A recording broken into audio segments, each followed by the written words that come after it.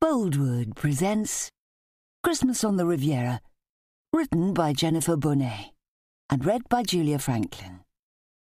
The moral right of the author has been asserted. This performance is owned by Boldwood. Men's courses will foreshadow certain ends, to which, if persevered in, they must lead. But if the courses are departed from, the ends will change. A Christmas Carol, Charles Dickens. Chapter 1.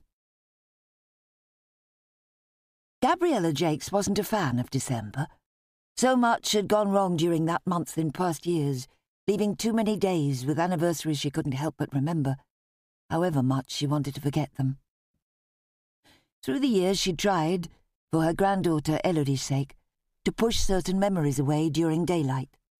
But at night, they inevitably flooded her mind with sad reminders of a life she'd left behind so long ago. Today, December the 8th, was one of those days. And the reason she was wandering around Dartmouth, the Devonshire riverside town that had become her home when she'd married Eric all those years ago, hoping the Christmas lights and atmosphere would lift her spirits and keep her thoughts occupied with other, happier times. The town was certainly showing its festive side.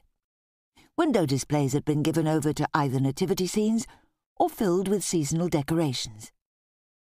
To the delight of small children, rotund snowmen, pixies and fairies surrounded a jolly Father Christmas, with a sleigh full of parcels pulled by a reindeer with a flashing red nose in the large window of a pop-up toy shop.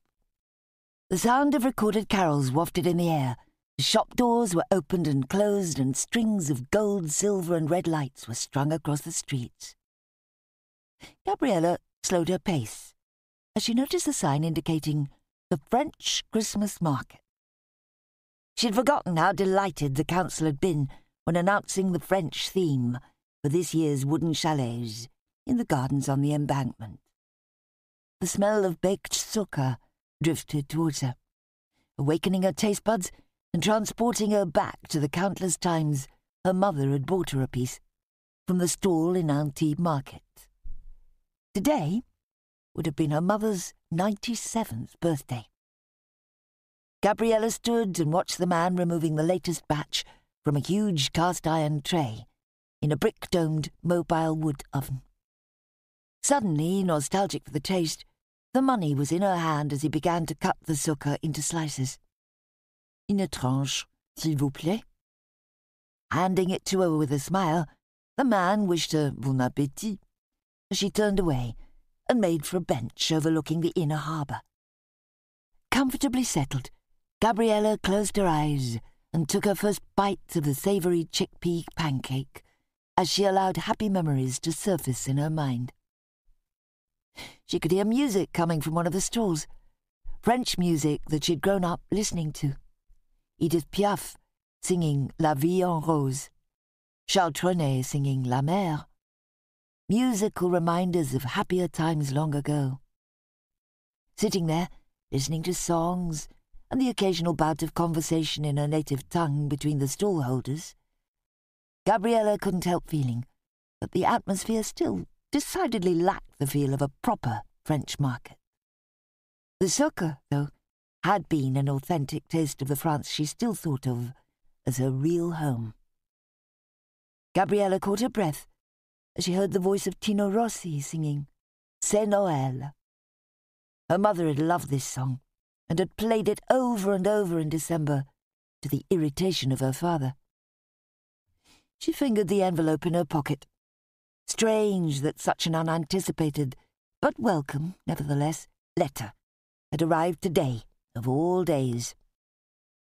A previous letter she'd received from France a fortnight or so ago was still occupying her mind as she thought of talking to Elodie about the possibility of going away for Christmas.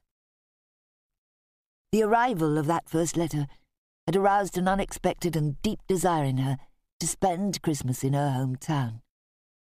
This longing to visit Antibes-Juan-les-Pins one more time hadn't gone away. Instead, it had grown roots and settled in. The arrival of this second letter today made it even more imperative that everything was in order for Élodie's sake.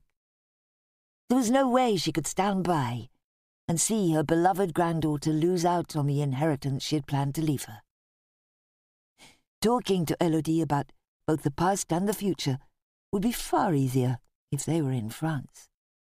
She'd be able to see and judge Élodie's reaction when she told her the truth about certain things she had never spoken of before.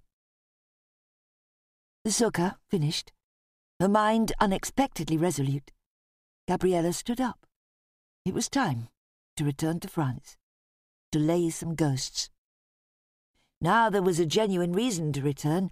She just needed to persuade Élodie to accompany her to the south of France for Christmas, without revealing the reason for their visit until they were there. A plan started to form in her mind. A simple plan, but one she was sure Élodie would agree with. And once they were in France, she'd talk to Élodie and tell her about certain secrets from the past. She, Gabriella Jacques, was going to spend Christmas in Antibes-Juan-les-Pins for the first time in 40 years. Chapter 2. Élodie Jacques pushed back against the expensive ergonomic office chair she treated herself to for her 24th birthday 2 months ago, and ran her hand through her hair as she looked despairingly at the words on the computer screen in front of her. There was only so much she could say about a so-called revolutionary toothbrush that, in essence, looked the same as its predecessors.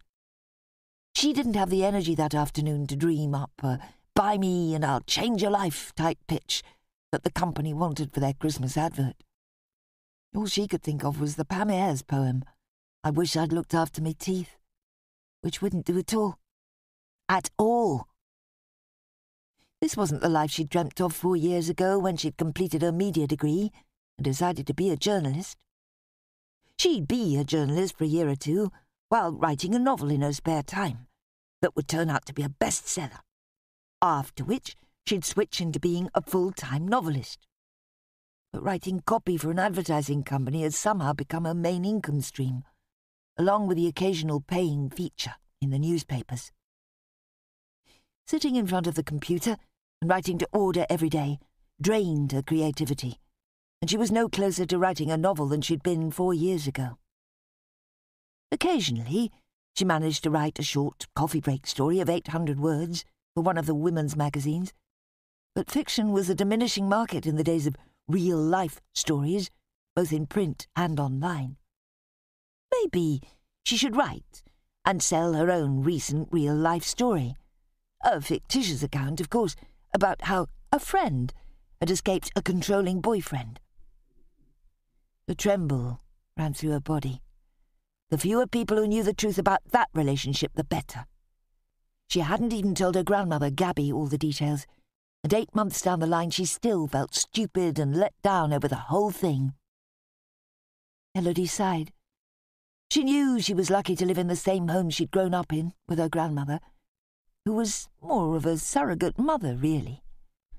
Gabby had looked after Élodie since she was a 3-year-old toddler, and her mother had married and gone to live on the other side of the world, leaving her only daughter behind at the behest of her husband. Élodie had spent years wishing her mother would return. But by the time she was 10, she'd more or less accepted the fact that the woman who had given birth to her didn't want to be part of her day-to-day life. When she was younger, Élodie had taken the role her grandmother played in her life for granted. It was only as she grew older that she realized how hard it must have been for her grandmother when her own daughter had taken off, leaving her with no option other than to look after the child she'd left behind. The hurt she must have felt deep down both for herself and the small child, who called her Gabby, rather than Grandma or Granny. Communication didn't cease totally. There were letters a couple of times a year, and always cards and presents at Christmas and for birthdays, but never a single visit in the last 20 years. Élodie had occasionally dallied with the idea of turning up unexpectedly at her mother's last known address, and demanding answers, but had always decided against it, on the grounds that it was down to her mother to put in an appearance in her life. She was the one who'd left. Besides, who knew where she was these days? There was no address on the birthday card she sent recently. She could be anywhere in the world. Elodie wasn't sure when she began to feel something akin to hate for this woman, who professed to love her, but whose physical presence was missing from her life. Her replies to the letters, her thank yous for the presents became shorter and shorter, and had turned into an irksome duty by the time she was a teenager, prompting Gabby to take over the correspondence completely. Elodie heard the front door slam downstairs. Her grandmother was back from town. Earlier, she'd offered to drive Gabby and her friend Maud to Torquay, the nearest large town, to do some Christmas shopping and to see the lights. Gabby had declined the offer, saying Maud was busy this afternoon, and she'd walk into Dartmouth and catch the bus back if she bought anything. Neither of them had lots of people to buy presents for. Her absent mother had told both of them very firmly in a letter years ago that she didn't want anything in exchange for the gift vouchers she sent every year. And it was easier for her to send vouchers, as she didn't know what they liked or what they had. Which Elodie felt was mean of her, but was relieved to be let off the hook of having to find a present for a stranger who had no part in her life. As for friends, working freelance from home meant there weren't any office buddies to bond with or to chat to over coffee. Elodie knew she could count everyone she was remotely close to on the fingers of one hand, and still have a spare finger. Gabby, Carol and Beth, her best friends from school, and Maud. She knew, too, that Gabby had only a handful of close friends to buy presents for, although she would make dozens of mince pies for the various Christmas coffee mornings held in town to raise money for charity. Elodie quickly saved the page she'd been working on and closed down the computer. Maybe, after a cup of tea with Gabby, she'd be inspired with a catchy toothbrush phrase or two, and she'd finish the piece this evening. Chapter 3. Gabby was placing a couple of mince pies from the batch she'd made that morning on a plate when Elodie walked into the kitchen. "They look good. Is the town full of Christmassy atmosphere?" Elodie asked. "Lights are good this year, but I'd forgotten the council had planned to have a French market," Gabby said. "Took me right back." Was that a good thing or not? Elodie looked at her grandmother, who gave a shrug in response, before turning away to make the tea. Elodie knew better than to probe Gabby. She'd either talk to her or not, but she wouldn't be surprised if seeing the market had upset her grandmother.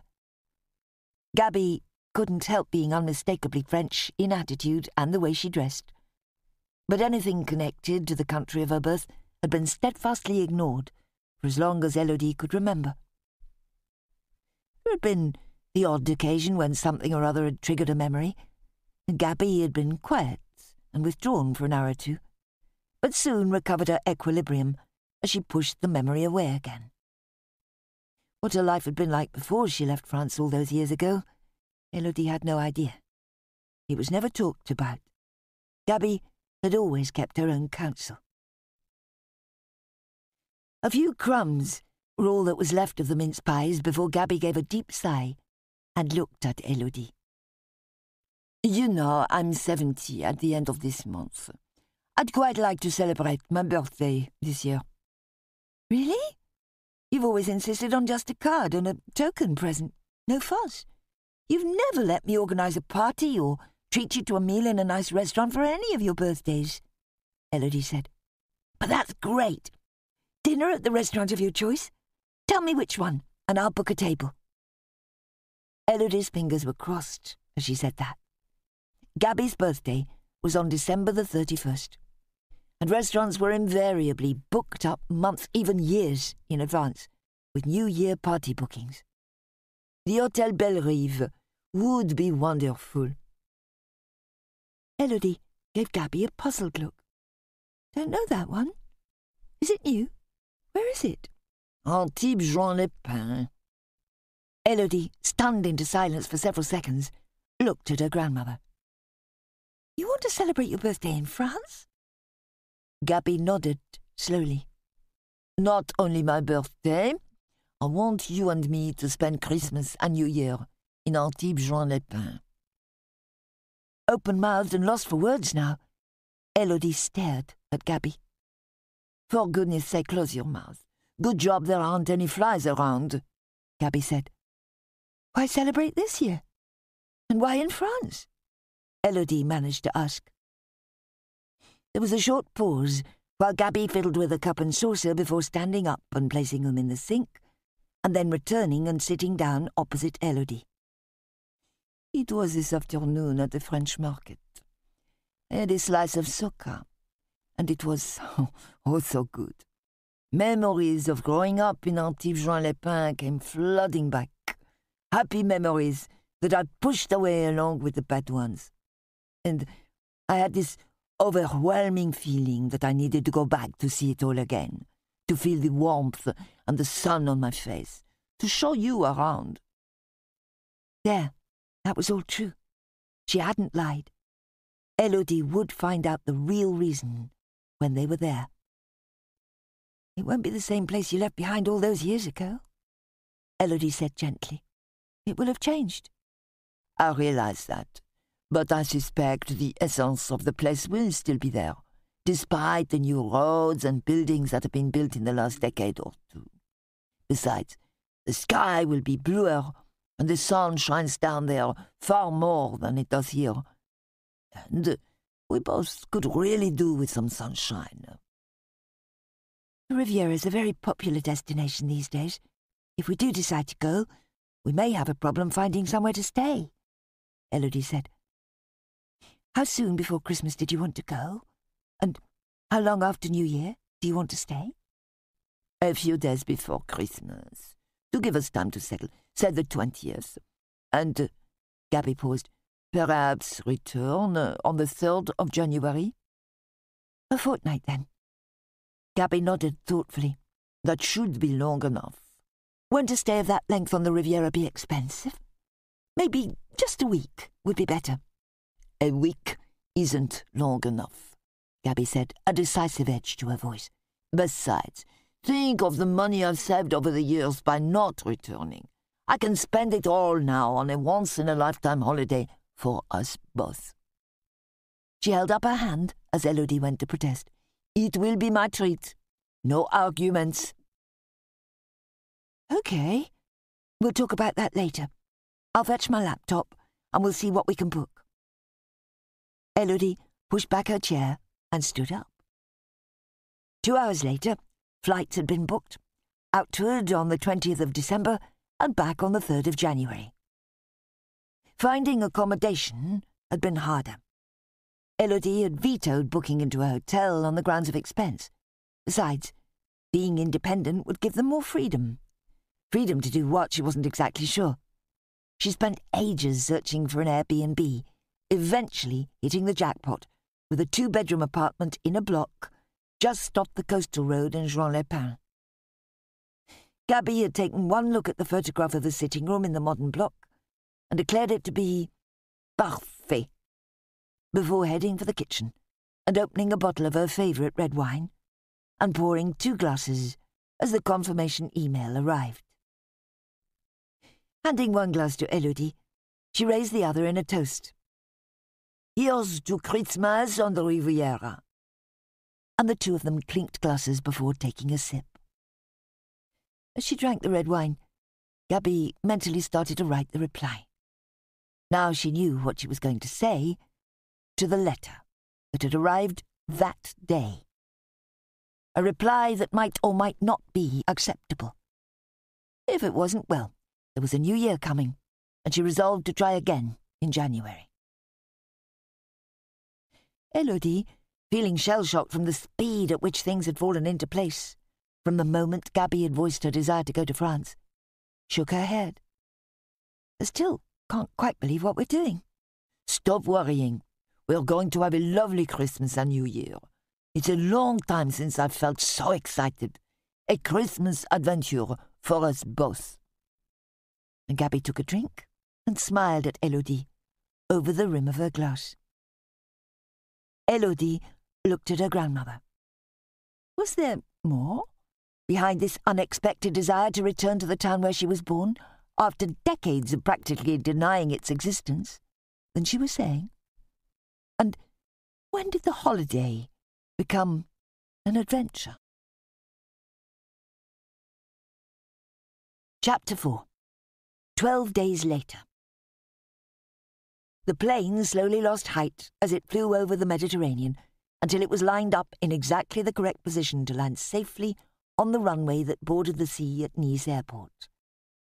Élodie, tense in her window seat, looking at the lights twinkling along the coastline and watching the fast-approaching sea, let her breath go as she felt the wheels hit the tarmac and the plane began to slowly taxi towards its arrival slot. "That was exciting," Gabby said. "I remember that takeoff is interesting too. But we don't have to worry about that for a while yet." They followed the other passengers into the airport building and had their passports checked and stamped before carrying on to the baggage collection point. Once they'd lifted their luggage off the carousel conveyor belt, they walked unhindered through the nothing-to-declare customs door, and seconds later were out in the crowded arrivals hall with its large Christmas tree, glitzy decorations everywhere, and a make-believe Father Christmas, his sack over his back, apparently climbing one of the balconies. Screams of delight and happy laughter filled the air as families were reunited. As they walked onto the airport concourse, Gabby said, "Come on, let's find a taxi." There was a short queue at the taxi rank, but 10 minutes later they were in a sleek Mercedes, heading away from the airport. It was late in the afternoon, and the Port de Mer was busy with traffic, so the journey was slow. But they were both more than happy to look out of the windows at the passing scenery. Élodie, with barely concealed delight, gazed at the Christmas lights and inhaled the atmosphere of the Riviera that she sensed in the air. She stared unashamedly at the luxury cars with their glamorous passengers idling at the traffic lights, impatient for the green to flash so they could be on their way. Scooters weaved in and out of the traffic, seemingly without a care in the world, making her fear for their safety. Even the pedestrians and dog walkers on the pavements had an air of glamour about them. Gabby, meanwhile, was struggling to come to terms with the fact that she barely recognized anything she was seeing. She heaved a sigh of relief when a few minutes later the taxi came to a halt in a queue of traffic, and she recognized the curved apartment blocks of the Pays des Anges, Villeneuve-Loubet. She'd seen the first of the 4 pyramid-like buildings under construction before she'd left. At least she could now estimate how far from Antibes-Juan-les-Pins they were. As the traffic lights changed to green, Gabby bit her bottom lip and stared resolutely ahead. Another 15 or 20 minutes, depending on the traffic, and she would be back in the town where she was born. A town she'd loved, and somewhere that circumstances beyond her control had forced her to leave. Was she making yet another mistake in her life by coming back at this late date? What if... Gabby shook herself. She mustn't think like that. Rational thought told her that nobody would recognize her, that there was nothing to link the old woman she had become with the young woman she had been. And if they did, so what? Hadn't she decided that it didn't matter if they did? The world had moved on, was more accepting of things that had once carried great stigmas. "You were right, Gabby," Élodie said, breaking into her thoughts. "We are going to have an adventure, not just a holiday. I'm so looking forward to you showing me around. Do you think anyone you went to school with will still be living here? Didn't you tell me once that you had a best friend called Colette when you were young? Do you remember her address from then? You could go and knock on her door." Gabby shook her head. "No, Colette left France at the same time as me. She went to America." "Shame. But not all the people you grew up with will have left. We'll have to do some detective work and see if we can find one or two. Invite them for a drink on your birthday. Even have a party." Gabby gave a non-committal as the taxi pulled up outside a large apartment block, relieved that she didn't have to say anything that would encourage Elodie on that subject. Gabby gave a sharp gasp as she got out of the taxi and stared at a large white building a few 100 meters further down the street. "Why didn't I notice how close the apartment is to this building as we drove up? I know it's dark now, but the streetlights are on." "No idea," Elodie said, wondering why her grandmother looked so shocked at seeing a building which, judging by the scaffolding along two sides of it, was undergoing major renovations. "It looks to have been a wonderful building in its day. Not that you can see much of it under the tarpaulins and scaffolding." As Gabby turned away to pay the taxi driver after he'd placed their suitcases on the pavement, a woman came out of the apartment block's main door. "Madame and Mademoiselle Jacques, welcome. I'm Jessica Vincent, owner of the apartment. Come on in, and I'll take you up." Huddled together in the small lift, carrying them up to the 8th floor, Jessica chatted away in a friendly manner, explaining that she and her French husband, Mikhail, lived in the penthouse apartment, and they weren't to hesitate to go up if they needed help in any way. "Your surname is very French, but I'm thrilled you're actually from Devon, my home county. To be honest, you're our first guests. We were quite surprised to get a Christmas booking for this year. We'd only been registered on the site 2 hours before you booked it." "It was such a last-minute thing for us. I was beginning to feel we'd never find anywhere. Finding your advert with a vacancy was like a miracle," Elodie said. Stepping out of the lift, Jessica walked a short way down the corridor before opening a door and ushering them into the apartment and switching on the lights. "This is lovely," Elodie said. "Even nicer than it looks in the web photos." Pale sunshine yellow walls, cream carpets, a 3-seater red leather Chesterfield settee, and 2 matching armchairs.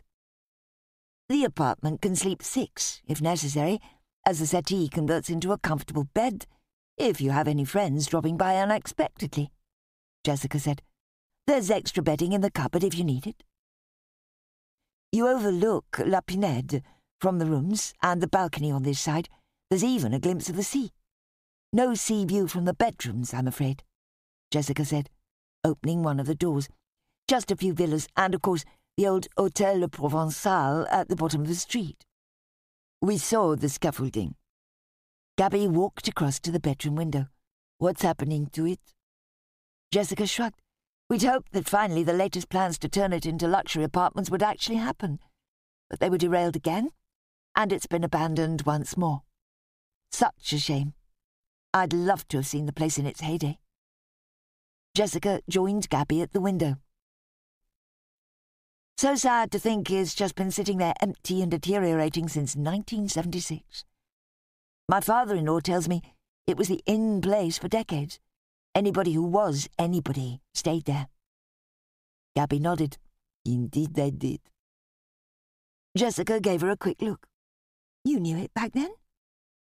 Gabby gave a brief nod. "I knew of its reputation for sure." When she didn't say any more, Jessica turned away, and Gabby followed her out of the sitting room into the kitchen, where she pointed to a welcome basket on the work surface. "A few things in there to keep you going for this evening," Jessica said, and pointed out the contents of a small dish next to the basket. "Code for the main door, 2 keys for the apartment door, and the Wi-Fi code." "Right. I'll leave you to settle in." And she walked to the door. "I hope you enjoy your stay. Oh, I nearly forgot. Please come up and have a Christmas aperitif with us on the 23rd, 7 o'clock. See you then, if not before." As Jessica left, Elodie began to inspect the contents of the welcome basket. Several cheeses, slices of ham, chicken and sausage, baguettes, red wine, coffee, milk, and a box of artisan chocolates. It all looks delicious. But should we dump our cases in the bedrooms and go for a walk first?" Elodie looked at Gabby. "I can't wait to explore. We can settle in and have supper when we get back." "Good idea," Gabby said. "I could do with stretching my legs and getting some fresh air after the flight." Chapter 5. 5 minutes later, Elodie slipped the apartment key into her pocket with the code for the foyer door, and they went down in the lift. Once outside, they walked down towards the main road and crossed over before making for the centre of Juan-les-Pins. Gabby let Elodie pass the park, Pinède Gould, where the stage for the annual jazz festival was erected, and on towards the maze of narrow streets leading to the seafront. The early evening air was cool. Christmas lights and decorations were sparkling, and the pavement tables of bars and cafes lining the streets were full of happy, laughing people enjoying the festive ambiance. Elodie gave a happy sigh. "It all feels so French. Silly, I know, to say that, but—" and she shrugged. Gabby nodded absently as she looked around. Things were more built up than she remembered, but the cafes were as busy as ever, the people as stylish, and the atmosphere around them as they walked couldn't, as Elodie had said, be anything but French. Her 40-year absence melted away as they walked, and she, Gabriella Jakes, inwardly recognized and accepted the fact that this place was her true home. "Was there a casino here when you were growing up?" Elodie asked as they walked past the steps of the entrance to one. Gabby laughed. "Juan is the place it is because of the casinos that brought the place alive in the roaring 20s. The one we've just passed was the original, I think." "Did you ever go? Play cards or roulette?" "I worked in that one for a few months," Gabby said. "Not as a croupier. Behind the scenes." Time to start telling Elodie snippets from the past. Prepare her for the surprises she intended to break over the next week. "I never gambled there. Employees weren't allowed in the gaming rooms. I actually left the casino to work at the Hôtel Provençal. Jessica was right when she said it was the place to stay. I enjoyed that much more, and I met some famous people there." Elodie looked at her grandmother. "You're a dark horse, working in a casino and a luxury hotel. Why have you never told me this before? Which famous people did you meet? Would I have heard of them?" Gabby shrugged. "Some. The Rolling Stones, Tom Jones, Ella Fitzgerald. Oh, there were so many. But it was all such a long time ago. A lot of them will have died. The casino wasn't much fun, to be honest. But the hotel, that did have its moments." Those moments, although pushed deep into the recesses of her mind, she'd never forgotten. "But in 1968, the year I started working at the hotel, there was a lot of unrest all over France, general strikes and riots in Paris and Bordeaux. The students in Cannes were particularly militant too, and they managed to get the film festival closed." She shook her head. "Hard to imagine now." "Shame the hotel isn't still in business. We could have celebrated your birthday in style there." Gabby shook her head. "No, not even if it was still open. Too many memories. Come on, I'll treat you to a glass of mulled wine from that pop-up stall over there." Sipping their mulled wine, they wandered along, stopping now and again to look at various Christmas displays and to window shop. As they placed their empty cups in a waste-bin, Gabby looked at her watch. "Shall we head back to the apartment, have supper, and settle in? We can explore more in the morning." Elodie's tummy rumbled as if in answer, and she laughed. "Definitely need something to eat now." "It will be quicker if we go down here," Gabby said, pointing to a narrow street. "We should come out near the apartment block if I've got my bearings right."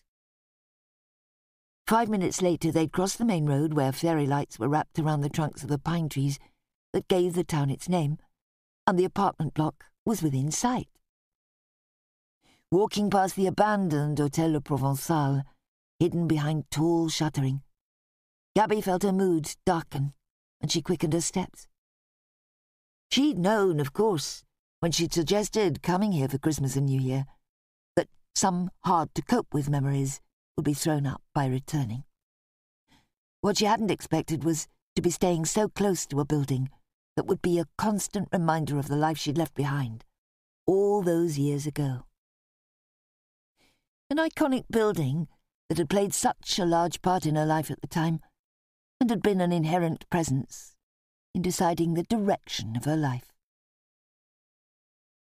After supper, as they tidied the kitchen together, Elodie happily agreed with Gabby when she'd suggested an early night. Good idea. Then we can be up early and make the most of our first day. I had no idea travelling could be so tiring, Gabby said, before giving Elodie a good-night hug and disappearing to her room. Elodie was thoughtful as she made her way into her own room and began to unpack her suitcase. She had a feeling there was more than pure tiredness behind Gabby's desire for an early night.